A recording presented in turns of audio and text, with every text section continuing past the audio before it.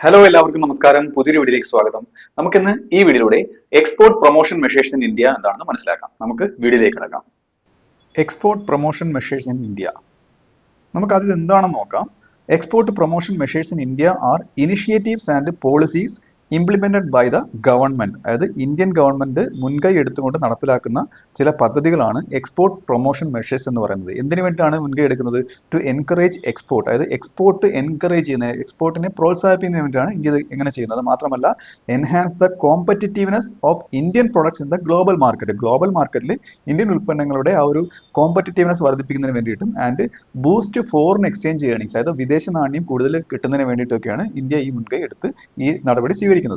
These measures can be categorised into financial incentives എന്നും policy reforms എന്നും institutional support എന്നും ഇങ്ങനെയാണ് തിരിച്ചേക്കുന്നത്. അതിന്റെ വിവരണങ്ങളാണ് ഞാൻ ഇനി അടുത്ത സ്ലൈഡുകളിൽ പറയാൻ പോകുന്നത്. നമുക്ക് ഇതിന്റെ ഡീറ്റെയിൽഡ് ആയിട്ടുള്ള എക്സ്പ്ലനേഷൻ നോക്കാം.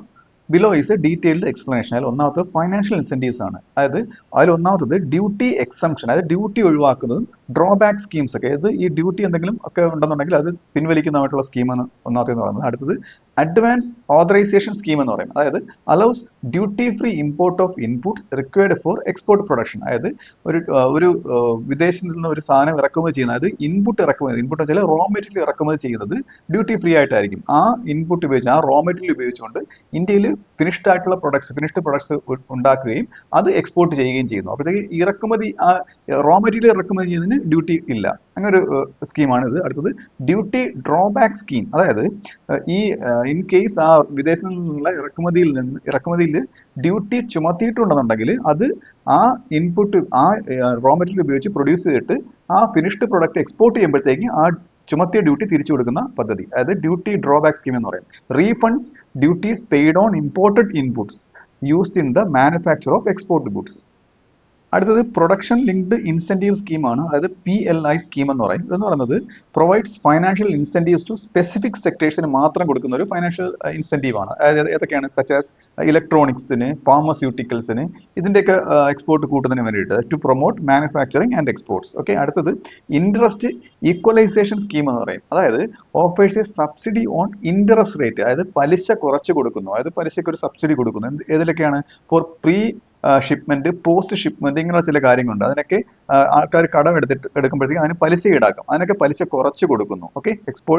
Post shipment export credit to reduce financing cost. അപ്പോൾ അവർക്ക് അവരുടെ ഫൈനാൻസിങ്ങിനുള്ള കോസ്റ്റ് കുറയും, പലിശ കുറച്ച് കൊടുത്താൽ മതിയല്ലോ. അപ്പം അതൊരു പ്രൊമോഷനാണ്, എക്സ്പോർട്ട് പ്രൊമോഷൻ ആണ്. അടുത്തത് എക്സ്പോർട്ട് ക്രെഡിറ്റ് ഗ്യാരണ്ടി കോർപ്പറേഷൻ, അതായത് ECGC എന്ന് പറയും. അതായത് ഇത് സിമ്പിൾ ആണ്.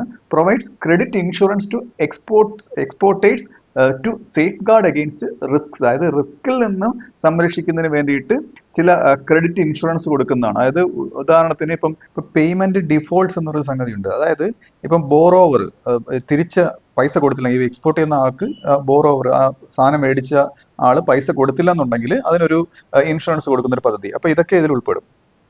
അടുത്തെന്ന് പറയുന്നത് പോളിസി മെഷേഴ്സ് ആണ്. ഇതിൽ വരുന്നത് ആദ്യത്തെ പറയുന്നത് ഫോറിൻ ട്രേഡ് പോളിസി, അത് FTP എന്ന് പറയും. അതായത് the FTP outlines strategies and incentives to boost exports. അതിൽ വരുന്ന ചില സ്ട്രാറ്റജീസ് ആണ്. ഏതൊക്കെയാണ് സ്ട്രാറ്റജീസ്?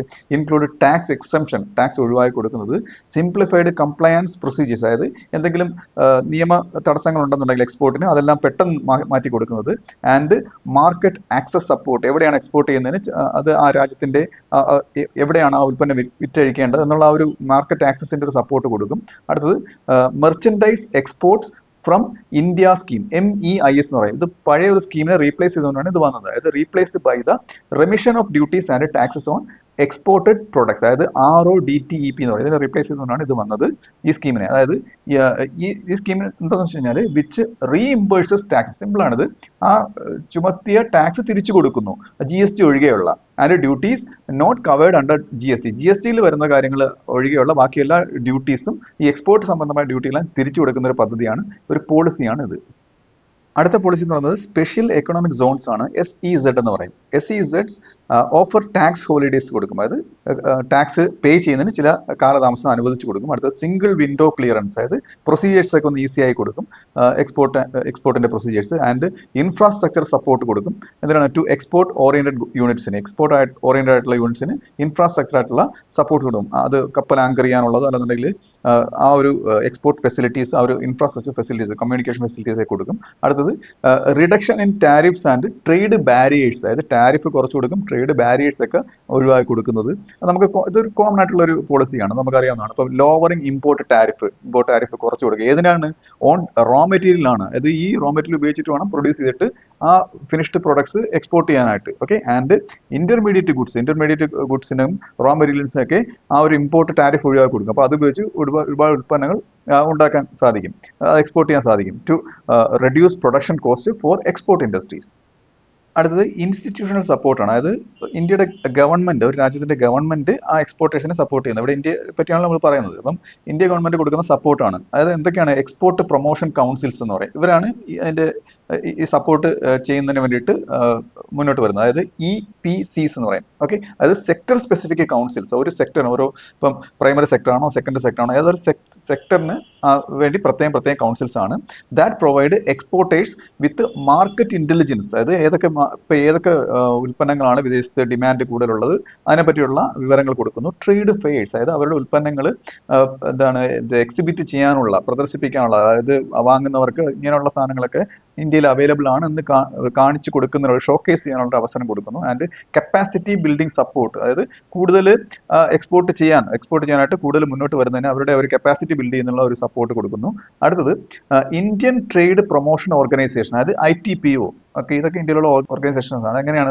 Organisers trade exhibitions. ഞാൻ നേരത്തെ പറഞ്ഞ പോലെ ട്രേഡ് എക്സിബിഷൻ ആണ്, എക്സിബിറ്റ് ചെയ്യാൻ അവൈലബിൾ ആയിട്ടുള്ള ഉൽപ്പന്നങ്ങൾ എക്സിബിറ്റ് ചെയ്ത് കാണിക്കും, പ്രദർശനങ്ങൾ നടത്തും. നമ്മളൊരു ഷോറൂമിൽ വെച്ചേക്കുന്ന പോലെ, അല്ലെന്നുണ്ടെങ്കിൽ ഒരു ഡെമോൺസ്ട്രേഷൻ പോലെ. പിന്നെ ബയർ സെല്ലർ മീറ്റ്സ് വെക്കും, അതായത് ബയേഴ്സിന് സെല്ലേഴ്സിന് ഒരു സ്പെസിഫിക് ആയിട്ടുള്ള സ്ഥലത്ത് വെച്ച് ആ ഉൽപ്പന്നം, അവൈലബിൾ ആയിട്ടുള്ള ഉൽപ്പന്നങ്ങൾ ഏതൊക്കെയാണെന്ന് കാണിക്കുക, അവരുടെ വില തീരുമാനിക്കുന്നതിനൊക്കെയുള്ള ഒരു മീറ്റ് വെക്കും. ആൻഡ് പ്രൊമോഷണൽ ക്യാമ്പയിൻസ് വെക്കും. ഇതെല്ലാം നമുക്ക് ഒരു പ്രൊമോഷൻ, ഒരു പരസ്യം കൊടുക്കുന്ന പോലുള്ള ക്യാമ്പയിൻസ്. ഇതിനു വേണ്ടി ഇതെല്ലാം ചെയ്യുന്നത് to showcase Indian products abroad. ഇന്ത്യക്ക് ഇത്ര ഉൽപ്പന്നങ്ങൾ ഉണ്ടെന്ന് വിദേശികൾക്ക് കാണിച്ചു കൊടുക്കുന്നതിന് വേണ്ടിയുള്ള ചില പ്രോഗ്രാമുകളൊക്കെയാണ് ഇത്. അടുത്ത സപ്പോർട്ട് എന്ന് പറയുന്നത് MAI എന്ന് പറയുന്നത് മാർക്കറ്റ് ആക്സസ് ഇനിഷ്യേറ്റീവ് ആണ്. അതായത് assist exporters in exploring new markets, അതായത് എക്സ്പോർട്ടേഴ്സിന് പുതിയ മാർക്കറ്റുകൾ എക്സ്പ്ലോർ ചെയ്യുന്നുള്ള ഒരു അവസരമാണത്. അതായത് ത്രൂ മാർക്കറ്റ് റിസർച്ച്, അവർക്ക് മാർക്കറ്റ് റിസർച്ച് ചെയ്യാനുള്ള ഒരു അവസരം, ബ്രാൻഡ് ചെയ്യാനുള്ള, അവരുടെ, അതായത് ഒരു ബ്രാൻഡഡ് ആയിക്കഴിഞ്ഞാൽ പിന്നെ ഒരുപാട് വില കൂട്ടി വിൽക്കാൻ സാധിക്കും. ആൻഡ് പ്രൊമോഷണൽ ഇവന്റ്സ്, ഇതൊക്കെ പ്രൊമോഷൻ ആയിട്ടുള്ള ഇവന്റ്സ്, അതായത് പരസ്യം കൊടുക്കുന്നത് പോലെയുള്ള. അപ്പൊ ഇതൊക്കെ ഓർഗനൈസ് ചെയ്യുന്ന ഒന്നാണ് MAI എന്ന് പറയുന്നത്. അടുത്തത് എക്സിം ബാങ്ക് ഓഫ് ഇന്ത്യ, പേര് തന്നെയുണ്ട് എക്സ്പോർട്ട്, അതായത് എന്ന് പറയുന്നത് provides financial assistance and advisory services, അതായത് ഫൈനാൻഷ്യൽ, ധനപരമായിട്ടുള്ള സഹായവും ഉപദേശങ്ങളും കൊടുക്കുന്ന ഒരു സ്ഥാപനമാണിത്. എന്തിനാണ്? ആർക്കാണിത്? To Indian exporters to enhance their global competitiveness, അതായത് ഗ്ലോബലി ആയിട്ടുള്ള ആ ഒരു കോമ്പറ്റിറ്റീവ്നെസ് വർദ്ധിപ്പിക്കുന്നതിന് വേണ്ടിയിട്ടാണ് ഇവരിങ്ങനെയുള്ള ഉപദേശങ്ങളും ഈ ധനസഹായമൊക്കെ കൊടുക്കുന്നത്. അടുത്തെന്ന് പറയുന്നത് ട്രേഡ് എഗ്രിമെന്റ്സ് ആൻഡ് അലയൻസസ് ആണ്. അത് ട്രേഡ് എഗ്രിമെന്റ്, രണ്ടോ അതിലധികമോ രാജ്യങ്ങൾ തമ്മിലുള്ള ട്രേഡ് എഗ്രിമെന്റ് ആണ്. അതിൽ നമുക്കറിയാവുന്നതാണ്, ഇപ്പോൾ ഫ്രീ ട്രേഡ് എഗ്രിമെന്റ്, FTAs എന്ന് പറയും. അതായത് India has signed FTAs, free trade agreements with several countries and ഒരുപാട് റീജിയൻസ് ആയിട്ട് India free trade agreement sign ചെയ്തിട്ടുണ്ട്. അതിൽ ഉദാഹരണമാണ് ASEAN, അതായത് association of south east Asian nations, നമുക്കറിയാവുന്നതാണ്. ഇതൊരു ട്രേഡ് എഗ്രിമെന്റ് ആണ്. പിന്നെ ജപ്പാനുമായിട്ട്, സൗത്ത് കൊറിയ ആയിട്ടൊക്കെ ഇന്ത്യ ട്രേഡ് എഗ്രിമെന്റ് ഉണ്ട്. അതായത് എന്തിനു വേണ്ടിയാണ്? ടു റെഡ്യൂസ് ട്രേഡ് ബാരിയേഴ്സ്, അതായത് ടാരിഫ് ഒക്കെ ചുമത്തുന്നത് ഒഴിവാക്കുന്നതിന്, ഫ്രീ ട്രേഡ് വേണ്ടിയിട്ടാണ് ഇങ്ങനെ എഗ്രിമെന്റ് ഉണ്ടാക്കുന്നത്, ഇത് സൈൻ ചെയ്തിരിക്കുന്നത്. അടുത്തത് റീജിയണൽ കോംപ്രഹെൻസീവ് എക്കണോമിക് പാർട്ണർഷിപ്പ്, അത് പ്രാദേശികമായിട്ടുള്ള, അത് എന്തൊക്കെയാണ്? RCEP എന്ന് പറയും. അതായത് negotiations aim to enhance trade opportunity, അതായത് ട്രേഡ് ഓപ്പർച്യൂണിറ്റീസ് വർദ്ധിപ്പിക്കുന്നതിന് വേണ്ടിയിട്ടാണ് ഇങ്ങനെ ചെയ്യുന്നത്. And market access for Indian goods and services, ഇതും അതുപോലെ തന്നെ എന്താണ്? കൂടുതൽ ട്രേഡ് ഓപ്പർച്യൂണിറ്റീസും കൂടുതൽ മാർക്കറ്റ് ആക്സസും ഇന്ത്യൻ ഗുഡ്സിന് കിട്ടുന്നതിന് വേണ്ടിയിട്ട്. അടുത്തെന്ന് പറയുന്നത് ടെക്നോളജി ആൻഡ് സ്കിൽ ഡെവലപ്മെന്റ് ആണ്. നമുക്ക് പേര് കേൾക്കുമ്പോൾ തന്നെ മനസ്സിലാവും, ടെക്നോളജിയും സ്കില്ലൊക്കെ, ആൾക്കാരുടെ സ്കില്ലൊക്കെ ഡെവലപ്പ് ചെയ്യുന്നതിന് വേണ്ടി. എന്തിനു വേണ്ടിയിട്ടാണ്? എക്സ്പോർട്ട് ചെയ്യുന്നതിന്. അതായത് ഒന്നാമത്തത് ടെക്നോളജി അപ്ഗ്രഡേഷൻ ഫണ്ട് സ്കീം, മനസ്സിലായല്ലോ, പേര് തന്നെയുണ്ട്. അപ്പൊ TUFS എന്ന് പറയും. സപ്പോർട്ട്സ് മോഡേണൈസേഷന് വേണ്ടി സപ്പോർട്ട് ചെയ്യുന്നു. പുതിയ മെഷീൻസ് അല്ലെന്നുണ്ടെങ്കിൽ പ്രൊഡക്റ്റീവ് ടൂൾസ് കൊണ്ടുവരുന്നതിന് വേണ്ടി സപ്പോർട്ട് ചെയ്യുന്നു. And technological upgradation of industries to improve the quality of export product, ആ എക്സ്പോർട്ട് പ്രൊഡക്റ്റിന്റെ ക്വാളിറ്റി വർദ്ധിപ്പിക്കുന്നതിന് വേണ്ടിയാണ് ഇത് ചെയ്യുന്നത്. അടുത്തത് സ്കിൽ ഇന്ത്യ പ്രോഗ്രാം, അത് ആൾക്കാരുടെ സ്കില്ല്, അത് focuses on enhancing workforce skills to meet international standard. ആൾക്കാർ നല്ല ടെക്നിക്കലായിട്ട് കൂടുതൽ കാര്യങ്ങൾ മനസ്സിലാക്കി അവരുടെ സ്കില്ല് ഡെവലപ്പ് ചെയ്ത് നല്ല ഉൽപ്പന്നങ്ങൾ ഉണ്ടാക്കി എക്സ്പോർട്ട് ചെയ്യുന്നതിന് വേണ്ടിയിട്ട് in manufacturing and services. These measures reflect, അതായത് ഞാൻ ഈ പറഞ്ഞ മെഷേഴ്സ് എല്ലാം റിഫ്ലക്ട് ചെയ്യുന്നത് എന്താണ്? ഇന്ത്യസ് കമ്മിറ്റ്മെന്റ് ആണ്. ഇന്ത്യയുടെ ആ ഒരു എക്സ്പോർട്ട് ഇംപ്രൂവ് ചെയ്യണമെന്നുള്ള ഒരു കമ്മിറ്റ്മെന്റ് ആണ് ഇത് റിഫ്ലക്ട് ചെയ്യുന്നത്. Commitment to strengthening its position in global trade. ആ ഗ്ലോബൽ ട്രേഡിൽ ഇന്ത്യയുടെ പൊസിഷൻ സ്ട്രെങ്തൻ ചെയ്യണം എന്നുള്ള ഒരു കമ്മിറ്റ്മെന്റ് ആണ് ഇത് റിഫ്ലക്ട് ചെയ്യുന്നത്. എങ്ങനെയാണ് അത് ഇന്ത്യ പ്രാവർത്തികമാക്കിയത്? By fostering a favourable export environment ഉണ്ടായി കൊടുത്തുകൊണ്ട്, അതായത് ഫേവറബിൾ ആയിട്ടുള്ള ഒരു എക്സ്പോർട്ട് എൻവയോൺമെന്റ് ഉണ്ടായി കൊടുത്തുകൊണ്ട്, ആൻഡ് സപ്പോർട്ടിംഗ് ബിസിനസ്സുകളെ സപ്പോർട്ട് ചെയ്തുകൊണ്ട്, എന്തിനാണ്? ടു കമ്പീറ്റ് ഇന്റർനാഷണൽ ആയിട്ട് കമ്പീറ്റ് ചെയ്യുന്നതിന് ബിസിനസ്സുകളെ സപ്പോർട്ട് ചെയ്തതെന്നൊക്കെയാണ് ഇന്ത്യ ഇത് നേടിയെടുത്തത്. അപ്പോൾ ഈ വീഡിയോ നിങ്ങൾക്ക് മനസ്സിലായെന്ന് വിശ്വസിക്കുന്നു. അടുത്ത വീഡിയോയുടെ മറ്റൊരു വിഷയമായി വീണ്ടും കാണാം.